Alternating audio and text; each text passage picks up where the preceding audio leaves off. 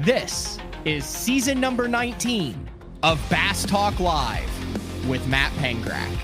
BTL is presented by Lowrance, Bass Cat Boats, Aftco, Strike King Lures, Sunline, Big Bite Baits, Spro, X-Zone Lures, Gamakatsu, The Bass Tank, Denali Rods, Pro Guide Batteries, Beatdown Outdoors, Shoreline Boat and RV Repair, and Omnia Fishing. Hit him with the hook, Jeffries. BTL coming at you.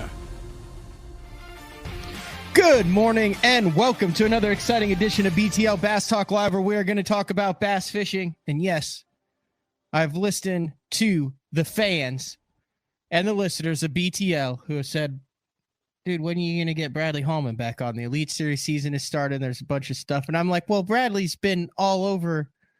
He's everywhere right now. And then I was getting with him and he's like, I'm over here. I'm picking up the boat. I'm working on the wrap. I'm trying to order tackle. I'm shooting YouTube videos. But we got him today. He's in the studio. He's in his office. What's up, Brad? What's up, man? What's up? Nothing. I saw you also got a sunglass deal sometime between last year and now. Those were quite the shades that you were trying on your social media. I legitimately at first thought, oh my God, Brad's going to actually wear those. And then you said these are more my style. But yeah, I was really just playing with some different lens colors. That's really what I was looking at. That's the only frame I think that particular lens color came in, but I wanted to try it. And so, but yeah, it's a Macho Man Randy Savage, identical. I actually looked it up, and it's the exact same picture of glasses. I feel like there's one scenario where you could wear those, and I think you need to keep them in the boat, and that would be when you find a 10-pounder. That's not a bad idea. I just don't find many 10-pounders. I'm just saying, or a giant. I mean, you're gonna have six spawning events. Oh, I just turned into a 14-year-old there for a second. You're going to have 6 spawning events this year. And you're going to be on fisheries that have some big ones. Right. So I think those are your lunker lenses. Those are your That's what you can call them. Call them the lunker lenses. The lunker lenses. Because there's the only way to look cool in those is when you're jacking big ones. Otherwise you look like you're trying too hard, in my opinion. Yeah. How long have you had the give them the hook mark? Is that brand new for 2023? Yeah, that's new. You like it? I like that a lot. I was borderline on whether it was dorky or whether it was cool. No, it's very fitting. I liked it. You did well with that. Just that line I probably recorded 18 times with different like voice inflections and different words, and I'd put it in there and take it out. No, job well done. Thank you. What have you been up to? Man, just like with all the stuff that you just talked about, and I still do not have a boat yet. So when I leave next Thursday or Friday, you have a boat. It's just not in your possession. It's not in my possession. It finished up on Monday or Tuesday. Anyway, I'm going to drive today to Tulsa. The inclement weather that we've had has kind of kept me from going. I didn't see a need Monday to be driving a brand new rig through snow and ice. Darren called me and he was like, you think maybe you, the guy from the boat wrap, maybe ought to not call or come get this thing whenever it's snowing and icing outside. And I was like, yeah, that's not a good idea. So at the house, I've got a walkway, and it was 2 inches of just packed ice snow, like the real gnarly stuff, right? Yeah. And I heard banging on my door yesterday. I'm like, the heck is that? And I walk out, and there's probably a 12-year-old kid, and he's got like a digging shovel, yeah. like not a snow shovel, like a heavy metal shovel. Right. He said, "Hey man, can I clean your driveway off for like $5 or something?" That's what he said, $5 or something. I'm like, well, I don't even. Yeah, he got it. So I had some ones is all I had. Well, he starts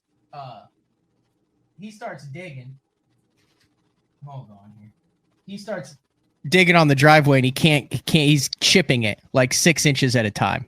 He had undersold the job drastically.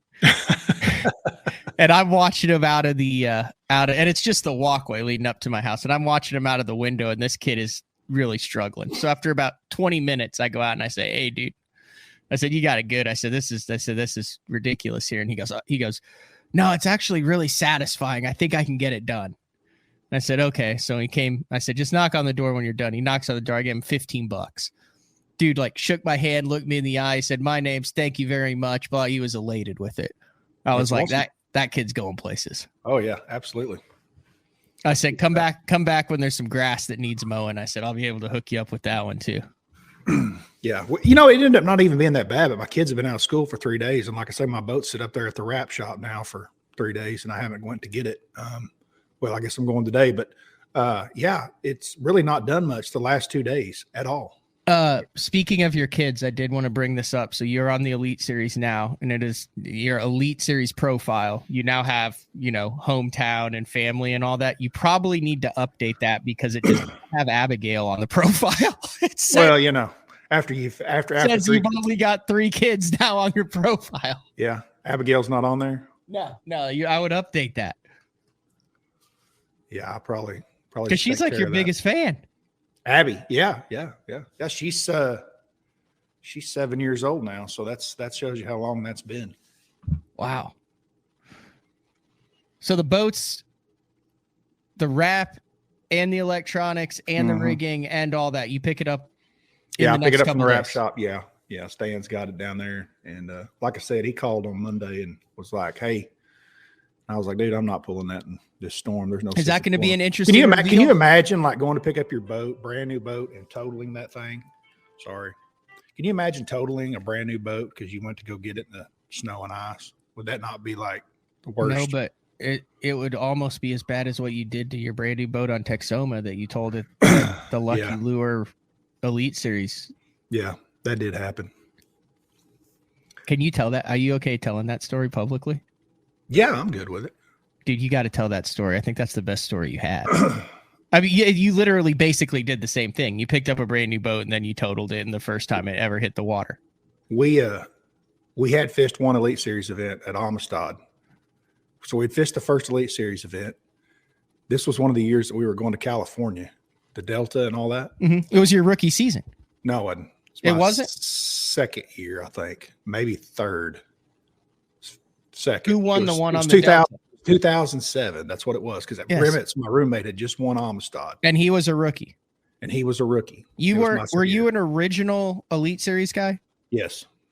I did not realize you were an original. I thought you came on my rookie season was the inaugural. You're right. There it is. Elite Series. I was in that big giant class of like 26 rookies. Okay. So 2007. It goes Battle on the Border. Yeah. And so then you fish the Central Open, and then you go to the Delta. So that's right. We're correct. The Central Open was on Texoma. So I drove straight from Amistad up to Texoma. There was only a week in between. I had this all planned out where my wife was going to drive me to California as soon as the Open was over. And so we and I was just going to sleep. I mean, it was literally a back-to-back type deal.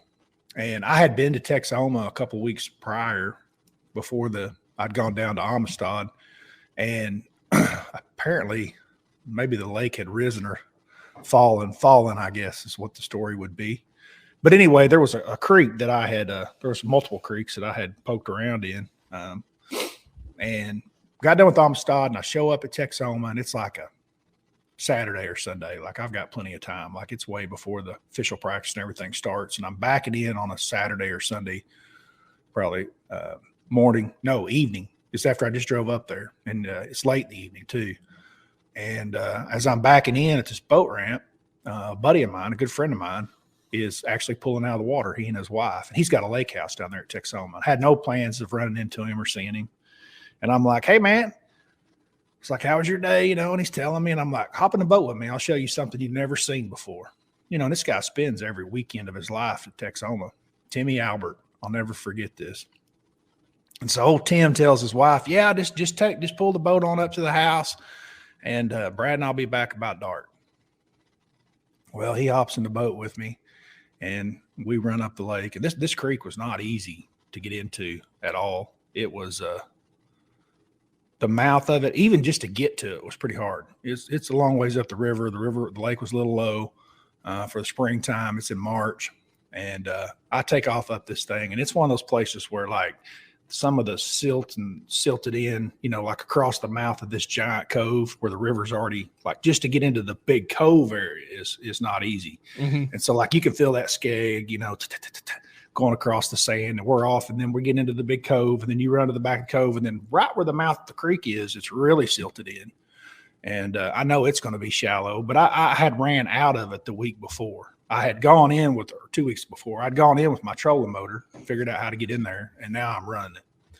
And we skedaddle across the mouth of that flat, and you can feel that skeg just ticking. Brand new skeg. Brand new boat. Brand new. I mean, it's been to one event. Wrapped, picked it up from Yamaha. Probably has the bass zone wrap on it. Guaranteed it does. Without a shadow of a doubt, it's got the bass zone wrap on it. Okay. And I'm ticking across this thing, and Timmy's just sitting over there, relaxing. And we got this brand new Skeeter I-Class aired out. I'm probably running about 45 miles an hour. And we get into the mouth of the creek, and then as soon as you get in, it drops off and gets deep. And it's just a straightaway. And it's a straightaway for probably like, I don't know, almost a mile, I would say. Man, not that far, maybe 3/4 of a mile. And then it makes a hairpin turn. And right where it makes that hairpin turn, it drops off to like 10 foot. And then the creek takes off. You just start fishing right there and go. Anyway, I'm skedaddling across this thing, and we're in. We've made it, And Timmy's like looking, and the straightaway, the banks are like 45 degrees, just straight up. They're pretty steep. I mean, they go up over 10, 12 foot tall from the top surface of the water. And just out of nowhere, you just feel this slight vibration, like a boom, and you hear this pop. It's kind of loud. And I realize that, the boat's still gliding, but I have no control of the boat anymore. And it starts to meander and veer to the left, straight at that bank. And I said, "Hey, Timmy," I said, "you might hold on." I said, "I don't have any control of this boat anymore." And as we get, you can feel it coming, and he grabs the bottom of that seat. You can hear him yell, "Shit!" And up the embankment we go. And as we go up it, I'm thinking this boat's going to roll over on top of us, Yeah, because we're moving at a pretty good clip. And the boat goes up the embankment, turns to the right, and then goes right back down the embankment and lands in the middle of the creek. And as we come to a stop, it's like, what the hell happened, And you stand up, and your adrenaline and heart's going 1,000 miles an hour, and you turn around and there's no motor. Like you see nothing. Oh. And the motor was still there. It was hanging on sideways.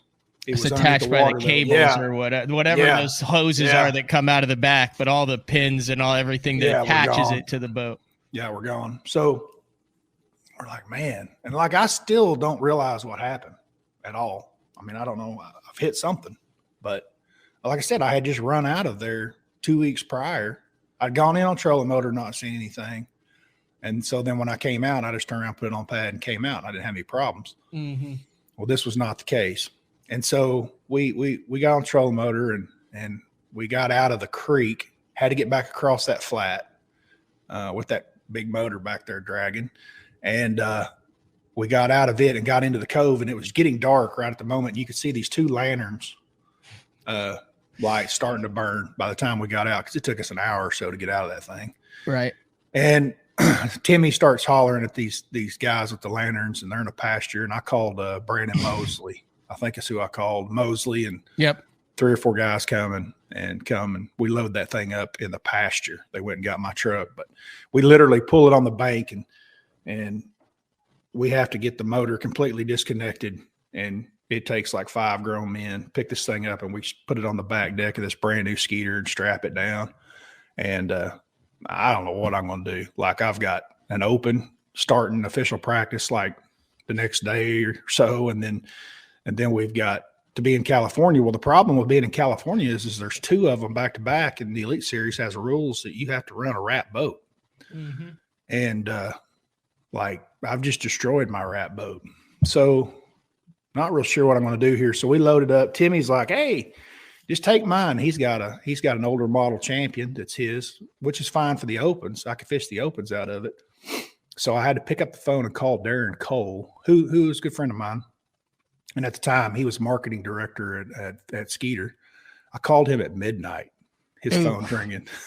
And that's he never answers, good. No. And I was like, not going to believe what I've done tonight.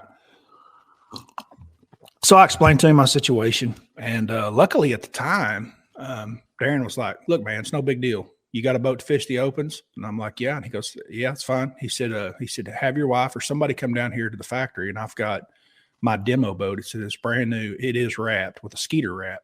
Mm-hmm. He said, just come get it and take it to California. So that was very awesome news at the time. And I did. My wife went down and picked it up from him. And you had a good derby down there in California too. Yeah. Had a good derby in California. I think Delta, yes. Clear Lake, no. Does that sound right? I believe so. Hold on. Let me make sure here. It would have been 1 second, 2006. 2007. Yeah, Delta, yes, 29th. Clear Lake. Now, this is deceptive because it's not like you didn't catch him at Clear Lake. You had like 16 and a half pounds a day at Clear Lake and finished 97th. Yeah, that's when the advent of the true swim baits happened. Like they were everywhere there. Oh, that was the Kennedy swim bait. Yeah. What do you remember about that? Were you guys going, catching him here's another great story. Like we had never seen, I personally had never seen anything like what they had up there. And so we went with Delta first, and I had a decent tournament there. And then we go to, and I'm doing good. I think I'd cashed the first 2 checks of the year. Yeah, you finished. You were on a little bit of a streak. Yeah, Remitz won the first one. But you went 45th, 5th, and 29th. You did in the first 3 tournaments of 2017. You did $30,000. Right. And my roommate's sitting there. You know, we've got 2 trophies because he never stops. So we've got first place trophy in the hotel room, and we got a second place trophy in the hotel room. Yep. So that's kind of how he started off. So like we're feeling our oats, but.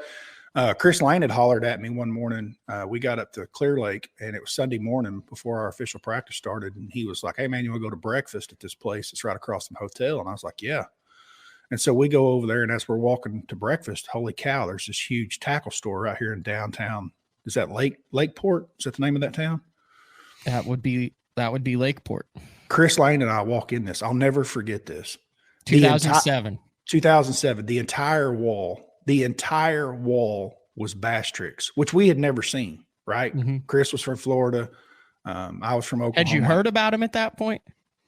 I think I may have heard the name a time or two, but I had have to remember, you couldn't just go on and order them right then. No. I mean, it wasn't like you had social media or anything. It was like Bassmaster Magazine, FLW Magazine, right. Newspaper articles, and some internet stuff.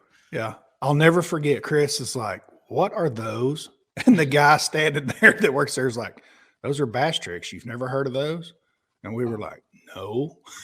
And they were the entire wall. And so obviously we needed to buy some, and we both loaded up with them. And back to that 16-pound bag, the first morning of the tournament, I'm throwing that bait. Like, I don't have a clue how to throw it, but I'm throwing it.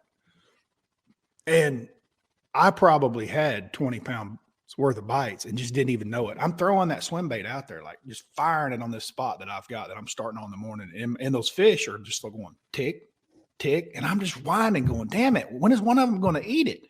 Tick, tick. This happens for 4 or 5 casts.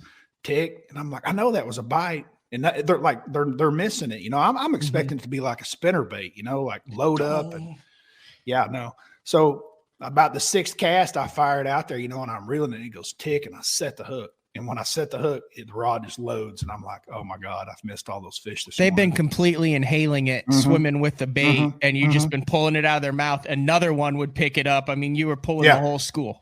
Right. So, you know, I go on with that thing, but then I don't know if I put it down or what, but you know, you don't throw it. I didn't throw it as much as I should. I should have thrown nothing else but it. That's what I should have done. Well, or a bigger one. Know that. Grab the biggest one. But anyway. That's the one thing I guess that's kind of with the accessibility to so many baits and as hard as it is, like I don't think you get that anticipation of getting a bait in your hand that you've heard so much about that you think like the beaver. I remember being in Southern Illinois and walking into a tackle shop and being like, oh my gosh, they have the sweet beaver here. Yeah. And my buddy Darren and I was, 18, maybe 19. And we just loaded up on sweet beavers because we'd heard so much about them. Yeah. And read so much about them, but couldn't get them. We go stop at every tackle store on the way down to Southern Illinois. Clay Williams was talking here about how it's crazy. We knew what it was just by sight. We knew how good it was because the entire freaking wall was it. And of course, we had heard nothing but about swim bait this and swim bait that and the hitch that lived in that lake. And I had actually seen those hitch in practice. So I got the gist of, well, I guess that was before the practice started. We'd heard about the hitch and how big they were. But then once I saw them in practice and how stupid they were, they would run around in these little schools together. And it was like, like minnows in a minnow bucket, the way they would sit in school in a circle, and they're huge, So it was obvious that we needed to be throwing some big stuff there. I started talking. Bill McNutt said Darren Gates, and I said, yeah, Darren, that's my buddy I was talking about. He's apparently listening too because he said, keep my name out of your mouth. Yeah. Did you ever do the Madman Mooney ham craw that you could pack with a rattle? It's basically like the Yum craw bug. You know what I'm talking about? Was the Madman craw big here? That was yeah. When it first came out, I think Crete was pushing some of that Madman stuff. So yeah, it was that was a lot of stuff that looked really good, and we bought a bunch of it, but I never caught very much on it at all. Here, I'll show for those of you who don't know what we're talking about. I dropped a couple of hundies on that kind of stuff, I think, back in the day. Right there. The Madman craw, and you could take this and you could shove a rattle up in it, and then you could do an EWG, and the hookup ratio was like 3 out of 10. It's very poor. There's a lot of plastic and a lot of gap and a lot of bite that you had to get through, but it was kind of one of the first most realistic craw out there. I think that Yum makes it now. Right. The same mold. I wonder whatever happened to him. He did like a lizard and some other stuff too. I don't know, but I hated that bait. That bait was terrible to fish. It kind of spun as you dropped. Oh it. yeah, it was terrible. Huh? How were you fishing that bass tricks back then on a weighted hook or on a jig head or weightless? Because I think when it first came out, if I remember, or when I first got them, like Falcon hooks, made the only kind of screw, like it wasn't even a screw lock. It was the only weighted offset hook on the market at the time that was like strong enough and could hold that 6-inch paddle tail. Yeah, and I believe that's what we were throwing it on. I believe that tackle store at the time had those Falcon weighted hooks, and that's what we were using in a 5/0 or maybe a 6/0. But we didn't realize, we didn't know back then that you could cut the bellies and all the little tricks that we learned later on to use with that bait. We didn't learn for years later. I think there were 3 major things with bass tricks, aside from the fact that they caught fish and were hand dipped and were West Coast and hard to get, that 3 major events in fishing that really put them on the map. That would be obviously that Clear Lake event, right? And then Jay Yellis had a year right around then on the FLW tour where he like threw it exclusively for the entire year. Remember that? I remember him on some docks at like Beaver, just wrecking them. And it was a magical thing. And then a couple years later, when they came out with this was another Remitz deal and skeet deal at Gunnersville. Remember they came out with the 7-8-inch bass tricks that were giant, and all those guys cutting it mentioned it, but I mean big giant ones. And that kind of gave a resurgence of it. I still have some of those packs from 2013, 2014 of those big giant bass tricks in there. I bet there were some now because I don't think they make those anymore. I have 4 or 5 of those, big giant 8-inch bass tricks packs. So, all right, we're going to take our first break of the day. Bradley Hallman, first appearance in 2023 This kind of fits into where I want to go in the next segment, because I want to get into Brad as he prepares for the 2023 Elite Series season. His thoughts on some of the most overrated tournament baits and some of the most underrated tournament baits as he packs his Phoenix for the 2023 season. You good with that? I'll give you a couple minutes to think about that as we take our commercial break. Yeah, I'm good with that. All right, BTL on a Wednesday, February 1st. We'll be back right after this. Introducing HDS Pro. Watch fish reacting to your lure live with Active Target 2. Get game-changing clarity in the megahertz range with the new Active Imaging HD sonar. Find the richest fishing spots with CMAP's charts. Take full control of your boat with the ultimate fishing system. HDS Pro. The more you see, the more you catch. The new Puma STS has been redesigned from the ground up. With the angler, design, function, and performance in mind, nothing on this new offering was compromised, and the only thing carried over from the previous version is the name. Based on the Soft Touch series hull that started with the flagship Jaguar, this new model is nimble and performs incredibly well at all speeds with either a 250 or 300 horsepower engine. Featuring a new 96-inch wide-body footprint, this hull measures out at 20 foot 7 inches in length. Industry-leading design coupled with tournament-winning performance. The Puma STS from Basscat. Feel the rush.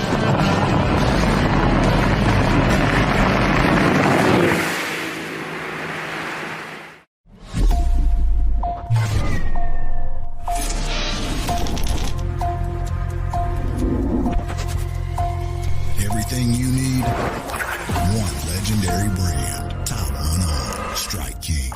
Hey guys, Gerald Swindle representing the AFCO Hydronaut. This is the jacket I love wearing when times is tough, and I'm talking about the weather, not the fishing. The jacket, what I like, I got a double cup right here. I can seal up the bottom of my jacket, because when you're fishing, you're holding your arms up, you're bad about getting water, it runs downhill. Everything bends good. I'm long arm. Look, it fits very comfortable. My arms are flexible. I've got the speed hood on, pouring down rain. I can get everything zipped up. One thing they did is they made plenty of pocket space. If you ain't got enough pockets in the Hydronaut rain suit, you just got too much stuff. From the water membrane, that's 30K, baby. 30 times the reason you ain't gonna get wet. Super warm. If it's cold in the wintertime, you put on your Hydronaut, you're gonna be a much more comfortable person. If you don't want to just look sexy at Dairy Queen, wear your Hydronaut. We got it from small to 5X. Most rain gear does not come in that many sizes. You got waist adjusting straps. We can make it fit you. No matter what the environment is, we want you to be comfortable. We want you to be dry. You gotta check it out. It ain't gonna let you down.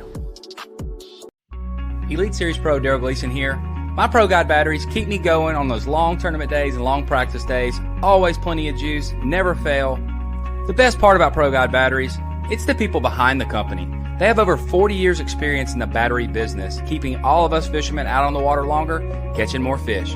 Check them out at ProGuideBatteries.com. What's up, Bass Talk Live fans? Brandon Polnick here. And ever since I won a couple Bassmaster Elite Series events on X-Zone Lures, I've been getting a bunch of questions of what makes them so special and different. And really, the truth is, it's in the details. The little details, things like no cheap fillers in their plastic. That gives you more lifelike action, more realistic and vibrant colors. But don't just take my word for it. Go to www.xzonelures.com and check them out for yourself. All right, welcome back, BTL. You're gonna have to beat that guy next year, Bradley, if you want if you want any shot at the Angler of the Year. He's Mercer's pick for back-to-back AOYs. He picked him this year or last year before the season even started. Yeah, and then he picked him again. That's I mean, you nice, fish against nice him. You know, pick. Brandon, he fishes some of the opens, but now, I mean, he's. Yeah, I think he. I was there whenever he first came. Mm-hmm. I remember his rookie season for sure.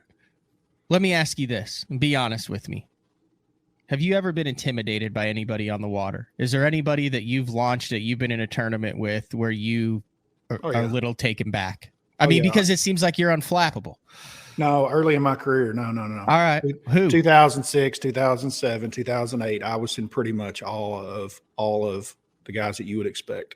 Who? I'm a huge fan of the sport, just like you. You know, Yeah. so I followed it, and it was it was pretty intimidating to be around some of those guys at certain times. Just like the icons, like the Cluns and that, or absolutely, and even the Hackneys. I mean, guys that were close to my same age but had been there and already made a name. I remember Hackney being very intimidating at the time. Van Dam, I didn't even talk to Kevin. I was scared to death of him. You just nod. If he asked me a question, yeah, no, I wouldn't talk. So yeah, I was definitely intimidated. Not so much now. No. Yeah. Are you cool? I feel like you and Hackney have a lot of similarities just as far as interests and thought processes and telling it how it is and stuff. Are you good buddies with him?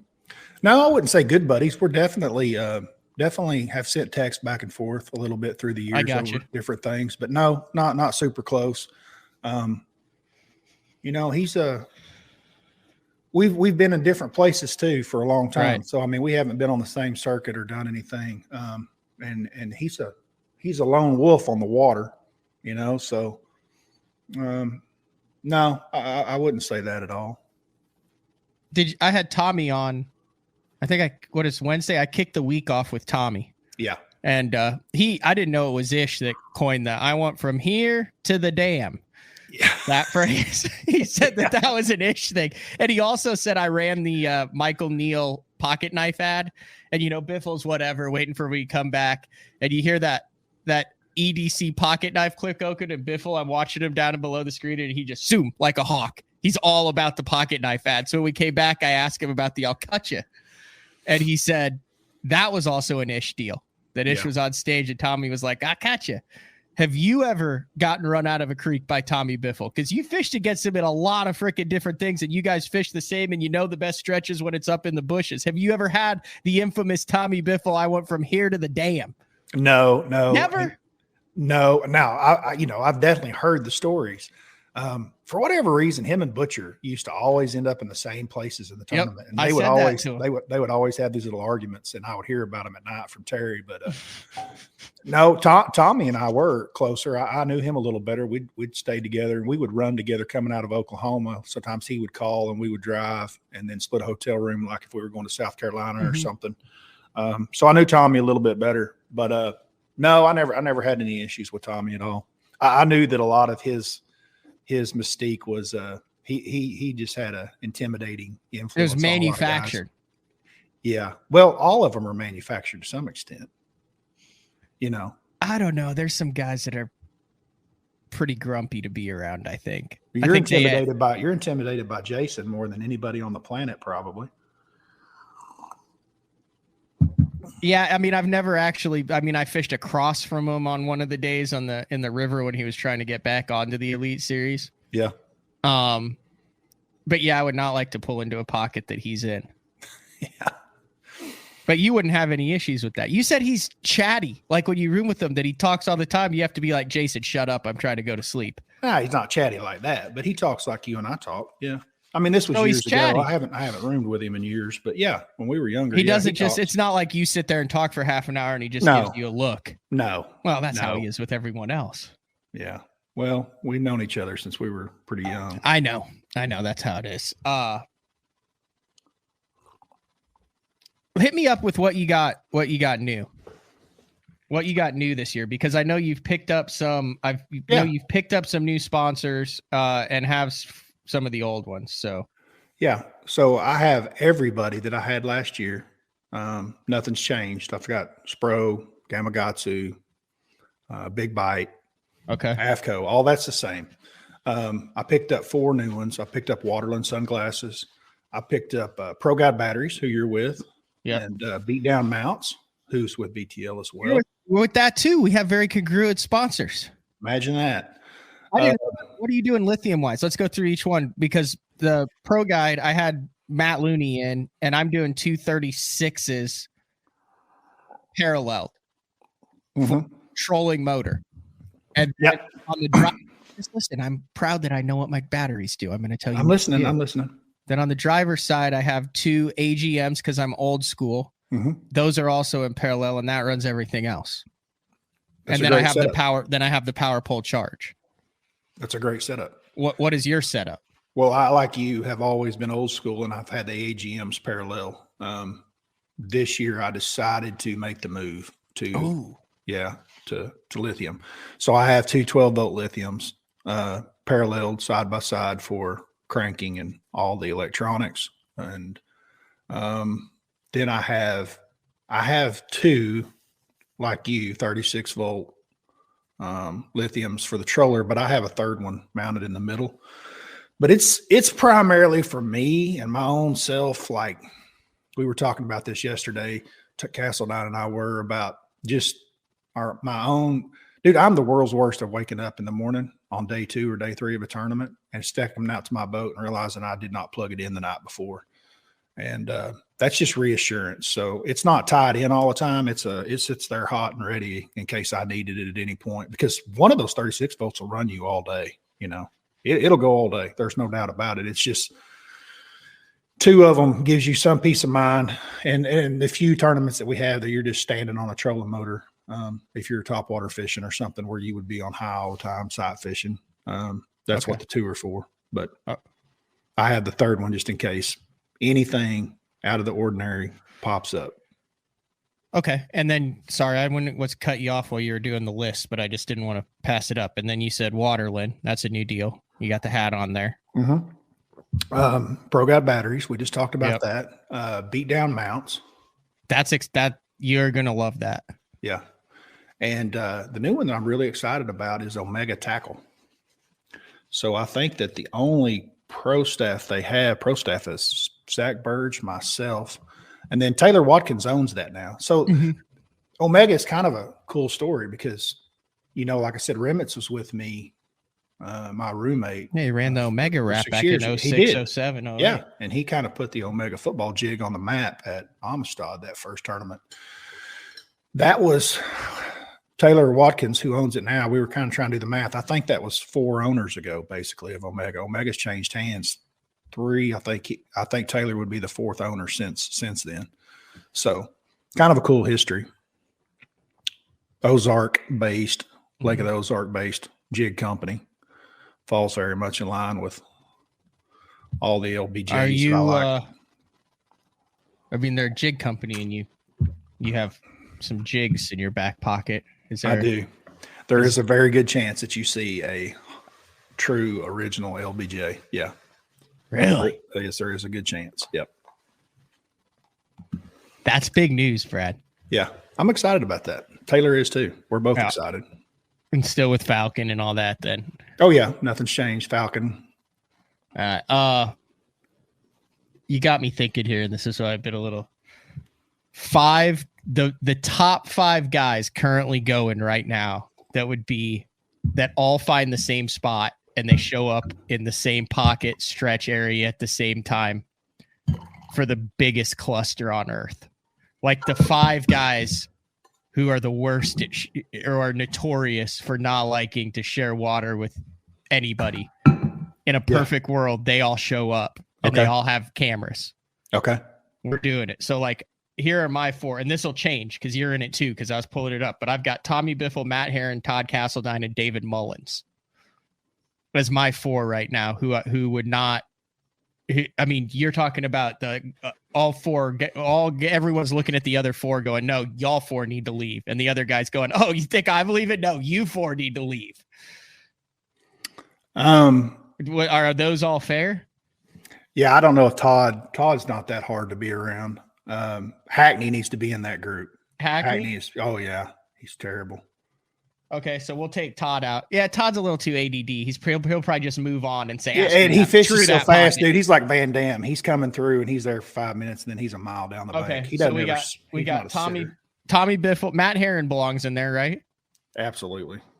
So Tommy Biffle, Matt Herron, Greg Hackney. Do you think David Mullins does? Yes. I haven't even fished against Mullins that I can recall.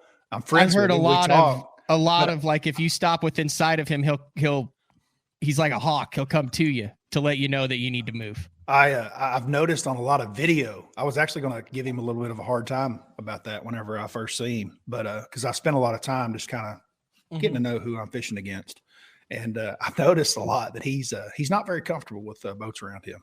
No. Even in offshore stuff, like at Lake Fork last year, he gets a little upset. Okay, so we need to add one to this. I feel like Kevin's just used to all that. He avoids that, so he would never. Van Dam would never stay in a situation like that. Yeah, he can fish in a crowd or by himself. It's guys that do not like to fish in a crowd. It's guys that like to get off by themselves. Yeah, Randy Tharp is a easy one just because of the thing with him and Heron, which is awesome that went down. But I mean, he can also he could also be pretty agreeable. I don't think that he's. Yeah, he spent so much time in Florida. You have to be agreeable. I'm trying to think. I'm going through Andy Morgan. No. Cliff Pace. I think he just put his head down and grinded out. Yeah, definitely not. Poche, he'd never put his boat in where 4 other guys are. He'd find the creek off of the cove that they're fishing, and then he'd run it up it at 30 miles an hour. How about Lefebvre? Iaconelli's not. He's not. I don't know about Dave. I could see Lefebvre being hard to be around. Iaconelli's not going to say anything. He's just going to fish wherever he wants. Like, he's not going to respect it. He's just, if your line's in the way of where he wants to go, he's going. Yeah, no, I'm talking about guys who are going to. Yeah. They're going to vocalize their displeasure with the other fellow competitors. Crete? No. Russ Lane? Man. Possibly. Not. I'm looking through it. Brett Height, no. Oh, how about Edwin? Is Edwin good at sharing water? Yeah, he can do either. He can do in the group or he can be by himself. Yeah, I think he could be really politically correct though, so he could see the benefit maybe in it being friendly in that situation to get repeat. You know what I mean? Yeah, a lot of them will kind of draw the line depending on who it is, right? So, like when I was younger, like I said, and I started, I probably got pushed out of some stuff that I wouldn't get probably pushed out of today. They probably don't even try, but back then they're like, I want from here to the dam, Yeah. All right. We're going to go through the Elite Series list because we still need one. I don't belong on this list, by the way, at all. Oh, how about Jason? I thought about that, but he's somewhat like Poche. Like, if there was 5 boats there, he ain't staying. He's out. He's not going to say anything to anybody. Nah. Dude, he's not even bad. I mean, historically, he hadn't been bad in tight places because I know people that he's worked with that, he got into backwater stuff that was small and hoping that he had it to himself and didn't, and had, another competitor, and they worked something out every time. So, no, I don't think he's bad. Okay. Ooh, who might sneak into this list? And this isn't that they're bad. This is just hold your ground. Yeah, personality. Keith Combs isn't afraid to mix it up at all. I agree with that. Right now, I'm going to put Keith down as number 5. I'm going to put Keith down as number 5, but that could change. Now, am I still on that list, or did you take? I never. No, you're not. You're not on that list. We've seen the confrontation in the creek video. You're very reasonable. Yeah, very reasonable. You either go to the back or start here, and I'll go to the back. So we got Tommy, Matt Heron, David Mullins, Hackney. And Keith Cohn. We got 4 Elite Series guys. Brian Schmidt could be on that list. Yeah, I see that in the. Brian Schmidt could too. He could, because when he gets, even on his offshore stuff, like when he gets around, he doesn't like anybody around him. No. How about Hanselman? I don't know. Maybe at Amistad he's a little, but no, I don't think so. I think Hanselman's. Scott's not afraid to fish in a crowd. No, not at all. You know what? I think we're going to have to go with Keith Combs. Keith Combs or Brian Schmidt? Which one are you? Read the list to me again. They both belong on it. Tommy Biffle, Matt Heron, David Mullins, Greg Hackney, and then either Keith Combs, Brian Schmidt. I got it. I know who the 5th is, and it's a dark horse. John Sokup. Ooh, correct. It is a Sorry, dark horse. Keith, you're on. John Sokup.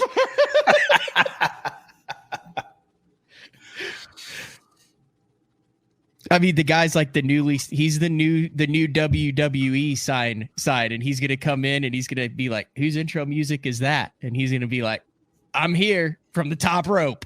Day one in Florida. Yeah. Yeah, he's a bull in the china closet, I hear. So I don't know. He's the biggest one of the bunch too. So, Yeah. All right. That's the good stuff. No, Frank Scalish is not. Yeah, Frank Scalish probably would be on that list. Lee Livesay, I've never fished around, or I don't think I fished around Lee in any of the opens, so I don't know. All right. That's our list then. The 5 guys that we'd like to see in a cove at one time, all trying to freaking cast for cash. Tommy Biffle, Matt Herron, David Mullins, Greg Hackney, and John Sokup. Next time we do this, we need to make a list of the top 5 that'll just pull in on your stuff while you're there. Oh, we could do that now. We can make some enemies right now. It's your You deal. can make a list of 5 guys that are never coming on BTL ever again. Yeah. Okay, but no, we got to do the opposite side of it. Then the top 5 most agreeable pros that if someone's in the area, you're like, thank God it's this guy. Yeah. Right? So obviously number 1 is James Niggemeyer. Right? Yeah, James just isn't going to talk either way. Yeah, there's a bunch of guys that are not. And like I said, this isn't good or bad. I mean, I would have to throw a number of guys in there. There's a bunch of nice guys out there on tour. Not that the other guys aren't nice. It's just like, do you see a distinction between competition and off the water? Are you the exact same Bradley Hallman personality, decision-making wise, everything on day 3 or day 4 of a tournament with someone as you are in the parking lot when it's all over and said and done? Or do you see the water as a playing field? I think everybody sees it a little bit different. It took me a while to understand that there is a difference. I'm good. I'm just not going to be taken advantage of, which, had happened when I was younger. And what I mean by that is like, day 1, day 2, most things can be dealt with conversation. As long as there's conversation about something, you can figure out which way to go, generally speaking. The fishery depicts a lot of what's happening. And if you don't understand, like when you're on a 30,000 acre lake and there's all of you there and you've got a guy like Biffle who wants from the creek to the dam, that's unrealistic. That's not going to happen. When you're on Sam Rayburn and there's only 100 of you, then things are a little bit different. I never understood, me personally, the offshore stuff at Kentucky Lake. It was so big and those guys would gang up 4 and 5 on a spot, but that's what started happening and it's become commonplace. A lot of that's just conversations. I'm going to start the day off with it. And the other thing is you can't have a conversation 500 feet away with both your big motor running and him on a trolling motor and trying to cast, and he's focused. That's the thing I hate. You pull up to try to talk to a guy first thing, say it's Monday morning or Thursday morning, the first morning of tournament, and he's more interested in looking at his cast than to take 10 seconds to turn to you and figure out, because it's obvious you're wanting in there. I mean, have a damn conversation. You want me to leave? If you want me to leave, it's fine. But tomorrow when the boat take off, I'm sitting here. You're going to return the same. A lot of guys will tell you yes, and then after they bust 25 pounds off of it and you've let them have it, then day 2 comes in the morning and the morning feed's on there and you're the first one there. They ain't leaving. They're going to come right in on top of you after they just told you to leave and they would leave the day before. So you kind of got to know a little bit of history about some of the guys, how they behave and whatnot. I personally will treat everyone the same way that I'd want to be treated. It's just got to have the conversations up front.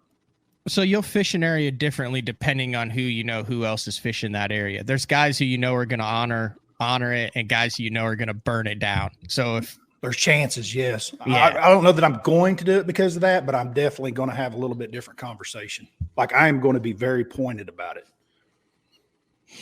How do you learn all these unwritten rules at the high level? I get asked that a lot. Because you get taken advantage of or used, or people don't respect what you give other people respect and they don't respect it back. You can just tell by their boat positioning and control and what they fish and what they don't. So guys who come into this thing and don't have fish 3 opens and we're talking about this is a personality trait. Yeah. So, but how do they learn all these things? Well, just like there's a lot of listeners here right now, everyone has a different mindset, and there's a lot of guys whose minds are black and white, right and wrong. Well, then there's a lot of guys whose minds there's a lot in the gray, and this is competition. You go do whatever the hell you want to do. you just got to realize who you're dealing with. Where is he at on that? You know, life's not black and white, and I get that. But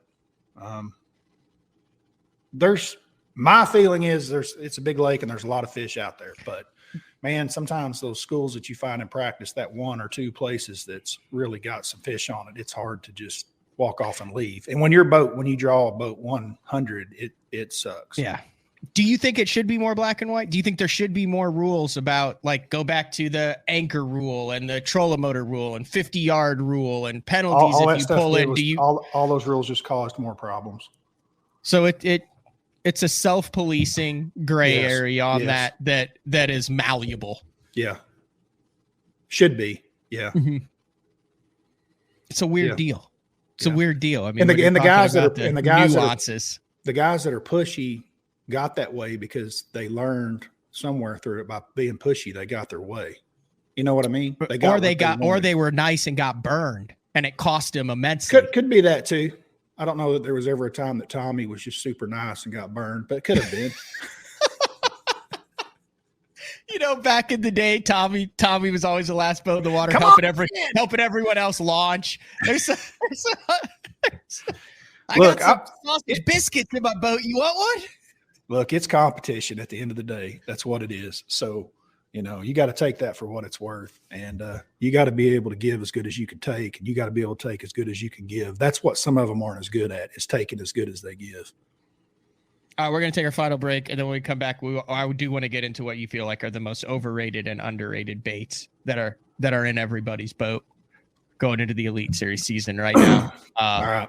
BTL with Brad Hallman. We'll be back right after this. Great thing about the new Sensation soft plastics from Big Bite Baits, heavily scented, super soft, buoyant, comes in 7 great new shapes. I've got a couple of them of my signature series, the cliffhanger worm and the ramtail craw. Great for a flipping jig, football jig, swim jig, all that. Several other great shapes. Really excited about it. We've worked over the last year, catches fish all over the country, and I think it's going to catch fish for people everywhere you try it. The Spro Little John crankbait has been around for almost 15 years, and it is one of my go-to crankbaits whenever I need a fish in the boat, so you can never have enough new colors. That's why Spro's coming out with a handful of new colors, including Pearl Shad, which has this bleached out white look, but it's got this pearlescent, really, really pretty. We've got Copper Shad, which looks amazing in the water. It's got that purple flake on the back, really, really pops in the water. And then if you want some real pop, we've got Sparkle Shad, nothing but sparkles all over this thing. And then last but not least, we've got the Matte Sexy Shad, just a really different looking color for a crankbait. So you want to give them a little different look, that Matte Sexy Shad is definitely the one to go with. All these colors are available in the original Little John and the MD. Are you looking to install your own fishing electronics? The solution is the Bass Tank Power Harness. It takes the guesswork out of installation. No more voltage issues or interference. Designed by an engineer so that you can get professional results right there in your own garage. Installation done right with the help of the Bass Tank Power Harness. You can feel confident knowing that your installation was done right. The Bass Tank Power Harness. Give us a call or order yours today at thebasstank.com. Get the best patterns backed by tournament data. Start by finding the best 10% of your lake. Know exactly what to look for and what to throw. After that, just put them in the boat. Try the Deep Dive app today. Look at that beast right there. I'm the kind of guy that never leaves the house without a pocket knife, and Gamakatsu's come out with the EDC series of knives. EDC stands for everyday carry, so whether you're on the water or off, you can always have it with you. The best thing about it to me is that assisted open feature. With this D2 blade, you've got it right here at your fingertips, so if you can't find your scissors, you need to cut a knot, you need to cut your braid, you've always got it. Make sure you check it out. Never leave home without your Gamakatsu EDC knife.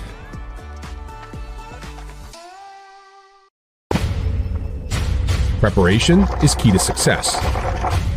And that preparation starts well before you ever hit the water.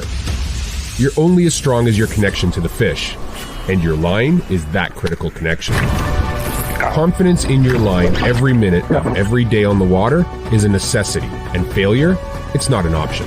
Sunline makes the fluorocarbon, nylon, and braided lines to give you the strength to guarantee your confidence.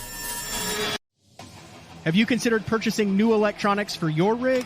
The type of mounts you choose to protect your investment should be part of the decision-making process. No matter if you prefer 1, 2, or 3 graphs up front, Beatdown Outdoors has a solution for you. Adjustable, versatile, rigid, and made in the USA. What's your ultimate electronics setup? Check out the full selection of Beatdown Outdoors products by visiting beatdownoutdoors.com. Having confidence in your tackle while on the water is one of the main things to success, in my opinion. In the last couple of years with Denali, I've had just that. From anything from spinning rods, casting rods, tungsten products, even now to casting and spinning reels, I have the confidence to go out there and get the job done and know that all my equipment is going to handle it and do it just the way I want it. The thing about Denali is you've got great quality products at a great price point, so make sure you check them out. All right, we're back with Brad Hallman. Boy, the comment section really lit up over that last segment, Bradley. Yeah, I do agree that I agree with the one with the part of Denny Breyer. You do? Well, I like this one. Anthony says, I can see Castledine flipping a switch from having a civil conversation to pulling out a bat, depending on the other angler. No. No? No. Oh. Well, Drunkwood thinks Todd would just rip his shirt up, offer up baby oil up and down his body, and then hit him with an overhand volleyball serve. No, he may do that. No, Todd's pretty. He's got his stuff in check. He doesn't lose his cool. But good thing he doesn't. That guy's too good a shape. He'd hurt all of us. That's an interesting comment. He said, I ran into Hallman at a BFL and you follow last year. We both got to an area at close to the same time. We both went opposite directions and gave each other plenty of space. Gosh, I can't talk. Plenty of space. It was just the right thing to do. Yeah, I haven't had many confrontations on the water. I try to respect everybody the same as I'd want to be treated. Most overrated baits that's in everybody's boat. It does not like actual individual bait, but style of baits. Mm-hmm. What's your opinion on that? That you're going to have in your boat and that you'll most likely not throw, but you're going to have it in your boat because it's always in your boat.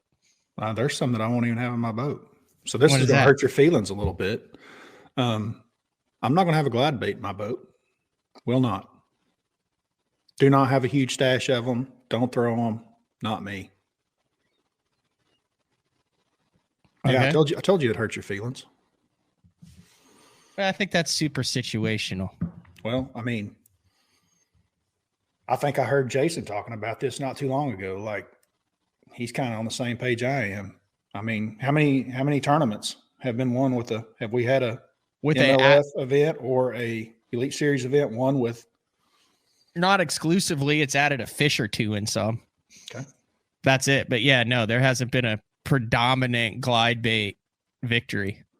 And trust me, Chris has tried multiple I understand. times. There's been people to try. Which would lend to your theory that it might be a little bit overrated when it comes to tournaments. Anything else? That's the one that just sticks out. I knew that would hurt your feelings because I know how much you like them, because you're always telling me, hey, check out this glide. And you've actually gotten me to purchase some very expensive glides. And anyway. They're situational though. Like in practice, you could pull one out and it might show you where some fish situation are. For me is at my pond in front yard and see, but even there they don't eat it. So I don't know. Well, that's just not the right situation. I don't think it's the right watercolor. No. Anything else? I'm like that with a Cinco, dude. With a trick stick. Like I carry them. I got every trick stick and pro big bite soft plastic. Yeah, because that thing hasn't won any tournaments either, huh? I can't recall any time where I was like, heck yeah, caught him on the trick stick. Like just that style of bait, or caught him on the Cinco. Dude, that thing's made so much money in Florida, it's not even funny. Outside of Florida, though. Yeah. California, the Delta, Clear Lake. So that thing works. That thing works. Not overrated in your book. No. What was the last time you threw a fluke style bait and smashed them? Well, I don't know about smashing them, but I throw them every time I go to Hartwell.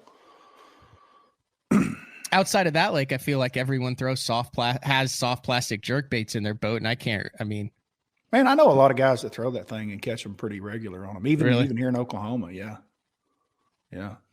It was a tournament winner at one time. So glide baits, it's about the only thing. Yeah, because big swim baits you can win with, and swim baits you can win with, but the glide is the one that's just like a little bit over the top. The other one for me would be like big top waters. Yeah, like the lunker plunker. Yeah, that's too much. Yeah, we bought all those. I've tried those in many places, and they do work at times. 100%, especially on lakes with big gizzard shad. Yeah. Underrated lures then that don't really get talked about but get used a lot. Well, the baits that get used a lot, I don't know that they're not talked about, but just like anything that resembles the original square bills, the original 1.5s, and that can be in any brand, maker, model. Those aren't as sexy as they used to be. No, with the advent of they're utilized all the time.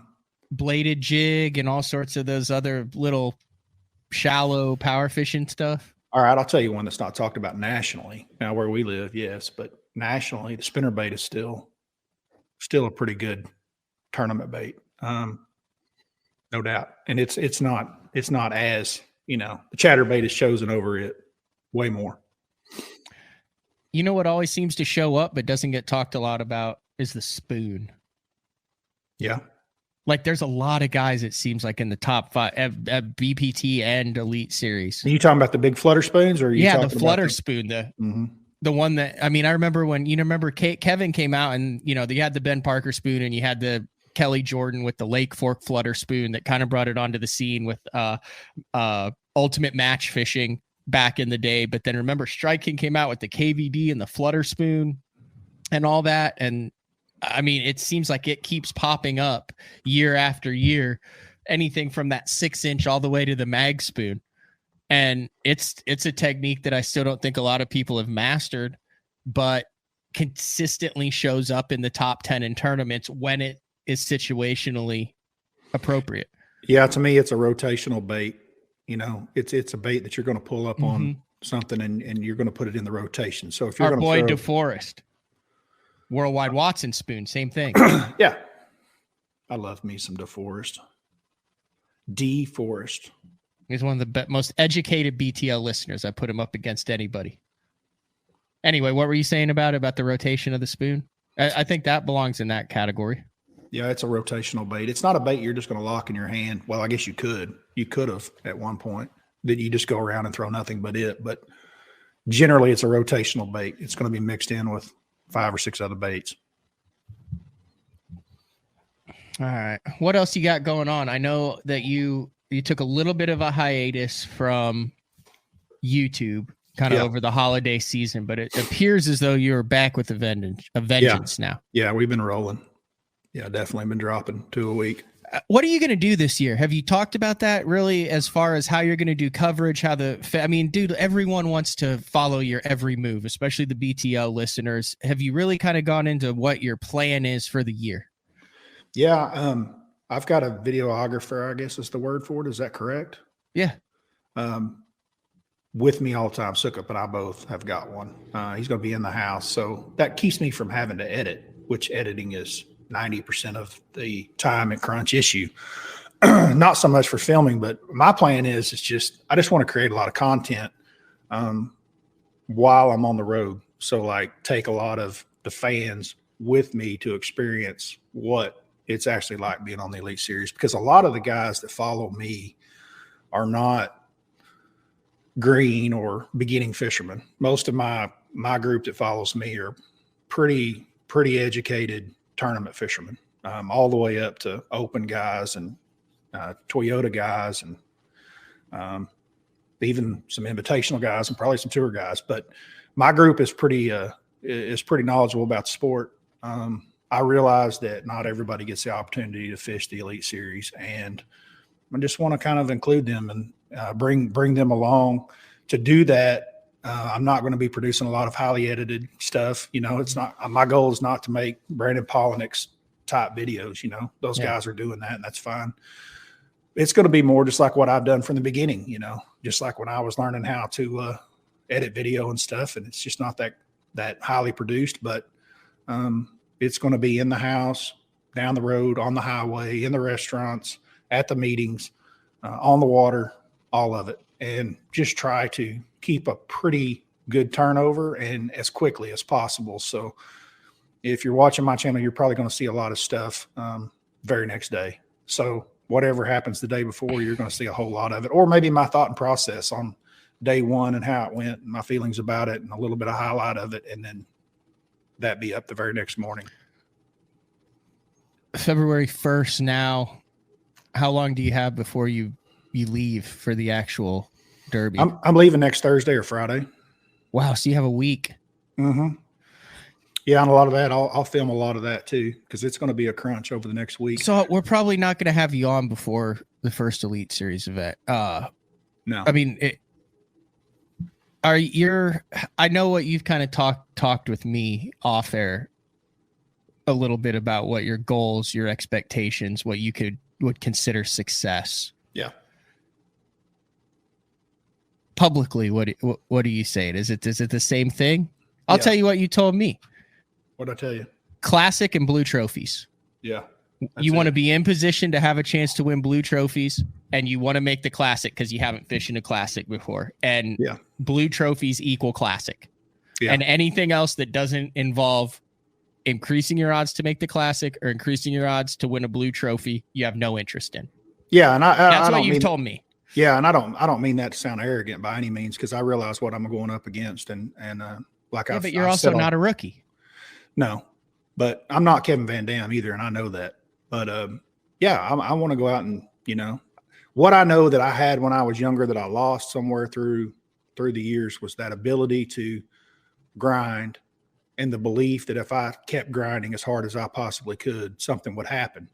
I went through a period where I felt like I was grinding all the time, and it just didn't happen. And some of that shakes you inside, but I've gotten that back. I'm ready to go to the end of the earth without stopping fighting. Like, I'm going to fight to the very bitter end.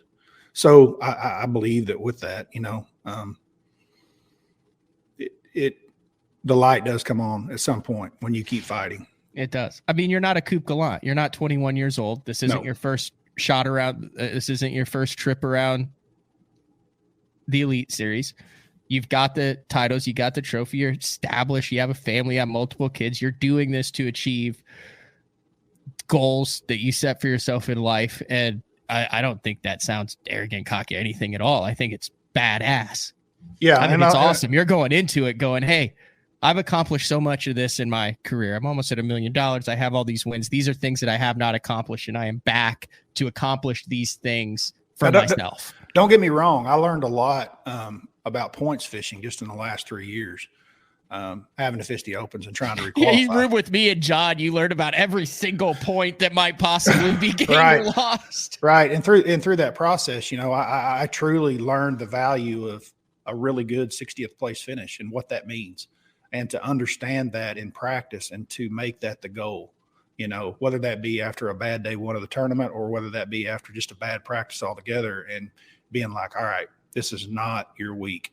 Now anything can still happen, right? You could still get a bite or two during the tournament that changes that, but you got to know when to try to lay up, and that's things that I haven't done in the past, and I will do this year for sure. So there's definitely going to be some of the things that I've learned over the last 3 years about laying up that I will use on the Elite Series for sure. That's good stuff. All right, next video dropping on YouTube. What is it? I have absolutely nothing in the can. I'm sure that the very next stuff that I drop will have something to do with my brand new rig, the brand new Phoenix with all of the Garmin's beat downs. Oh, that's going to be what you got 24 hours before you pick that up? I'm picking it up today. You're picking it up today? Yeah. As soon as I get done here, I'm headed to the family truck.